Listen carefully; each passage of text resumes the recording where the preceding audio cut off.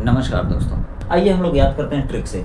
देखिए, सबसे पहले क्या करिए, इसको दिमाग में एक चीज़ रखिए, मतलब इस तरह से समझिए कि कोई सर थे, उनका नाम लीक हो गया।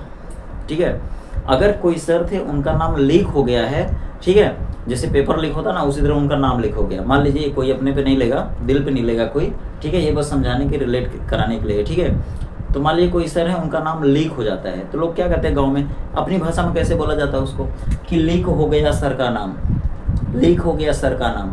और फिर उसके बाद मंगल आया मंजन करके आया, मंगल आया मंजन करके आया। सबसे पहले क्या बोलेंगे, लीक बा सर का नाम, फिर मंगल मंजन करके आया, फिर सीढ़ी को निहारने लगा। लोग शीशा निहारते ना, वो सीढ़ी को निहारने लगा, ठीक है। फिर उसके बाद हाइड्रोजन आएगा, फिर उसके बाद हाइड्रोजन के बाद क्या आएगा, कॉपर आएगा, ठीक। फिर उसमें सिल्वर आएगा, फिर उसके बाद मरकरी आएगी, फिर उसके बाद प्लेटिनम आएगा, फिर उसके बाद और भी लोग आएंगे, लेकिन उनसे मतलब नहीं है, फ्लोरीन आएगा लास्ट में, ठीक है। आयोडीन भी आ सकता है, ठीक है। तो हेलोजन आता है। तो चलिए उसको आइए देखते हैं। सबसे पहले लीक व सर का नाम, ली मतलब लिथियम। याद करिएगा कि लिथियम सबसे ऊपर रहती है वैद्युत रासायनिक श्रेणी में, ठीक है, और उसका मानक अपचन विभव या मानक इलेक्ट्रॉन विभव सबसे कम होता है, 3.05 होता है माइनस में। तो वही सबसे अधिक क्या होती है, प्रबल अपचायक होती है। वैद्युत रासायनिक श्रेणी में सबसे ज्यादा अपचायक कौन है, लिथियम है। उसके बाद पूरे आवर्त सारणी में कोई और दूसरा उतना अपचायक नहीं होता है, ठीक है, याद रखिएगा। लीक का मतलब पोटेशियम, ठीक है। बा सर का नाम, मंगल मन जन करके आया, सीढ़ी को कोकवर्ड निहारने लगा, ठीक है। उसके बाद संग में लेड आ गया, ठीक है, संग में जैसे पार्वती रहती ना वैसे। अब फिर उसके बाद लेड आ गया, फिर हाइड्रोजन आ गया, ठीक है। हाइड्रोजन को याद रखिएगा, क्योंकि इससे मानक इलेक्ट्रॉन विभव बनाया जाता है, और उसके विभव का मान कितना आता है, 0.00 वोल्ट आता है, ठीक है।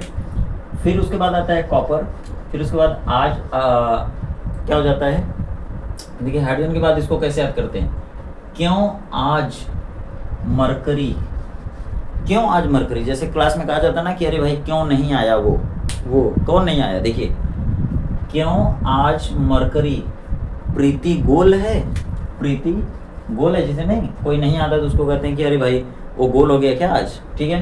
तो जैसे क्यों आज मरकरी प्रीति गोल है, गोल मतलब क्या है, गोल्ड, और है मतलब ये फ्लोरीन हो गया, ठीक है। आई भी लगा सकते हैं, आयोडीन भी मतलब सभी हेलोजन हो सकते हैं यहाँ पे, ठीक ना।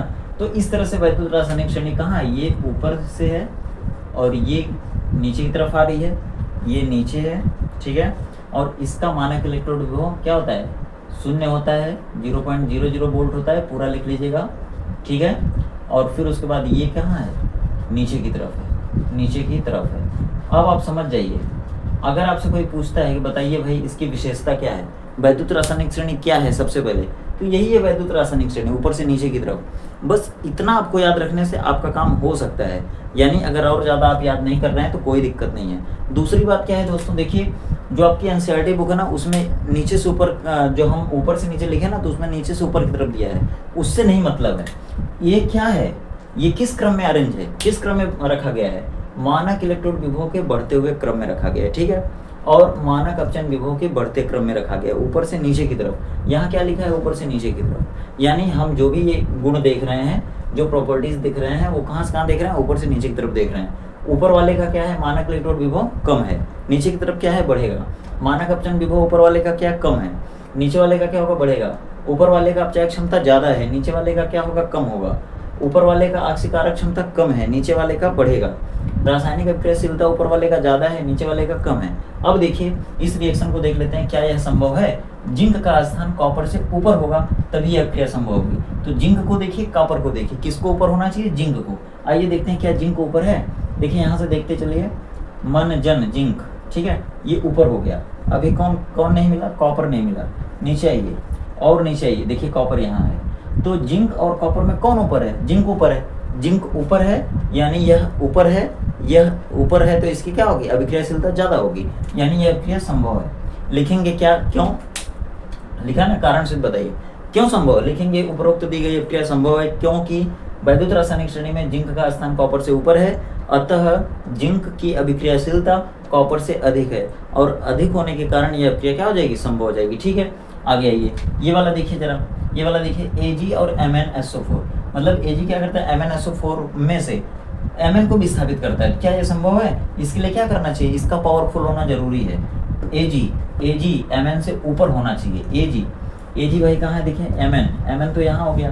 अब Ag को खोजिए, ठीक है, Ag यहाँ, जब इसको इसके नीचे रख देंगे ना तो नीचे कौन आएगा, Ag आएगा। ठीक है, तो देखिए Mn ऊपर हो गया, Ag नीचे हो गया, तो Ag को ऊपर होना चाहिए था, लेकिन Ag क्या है, नीचे है Mn से, इसलिए अभिक्रिया संभव नहीं होगी। कारण में लिखेंगे क्या, लिखेंगे सबसे पहले कि उपरोक्त दी गई अभिक्रिया संभव नहीं है। क्यों? क्योंकि वैद्युत रासायनिक श्रेणी में सिल्वर का स्थान Mn से नीचे है, जिसके कारण सिल्वर की सक्रियता या अभिक्रियाशीलता Mn से कम होगी, अतः अभिक्रिया संभव नहीं है। आगे आइए, तीसरा देखिए, कॉपर और H2SO4, मतलब कॉपर का स्थान H2 से वैद्युत रासायनिक श्रेणी में हाइड्रोजन से क्या होना चाहिए, ऊपर होना चाहिए। लेकिन देखिए यहाँ पे कॉपर यहाँ है, हाइड्रोजन ऊपर है, तो कॉपर को बड़ा होना चाहिए, कॉपर को ऊपर होना चाहिए, लेकिन कॉपर नीचे है, इसलिए ये अभिक्रिया संभव नहीं है। तो आशा करते हैं आपको अच्छे से वैद्युत रासायनिक श्रेणी समझ में आ गई होगी और याद हो गई होगी। ठीक है, तो दोस्तों वीडियो अगर अच्छी लगी तो वीडियो को लाइक कर दीजिए। मिलते हैं आगे इसी तरह के कंटेंट के साथ अगली वीडियो में। तब तक आप खुश रहिए, व्यस्त रहिए, मस्त रहिए, आपका दिन शुभ हो।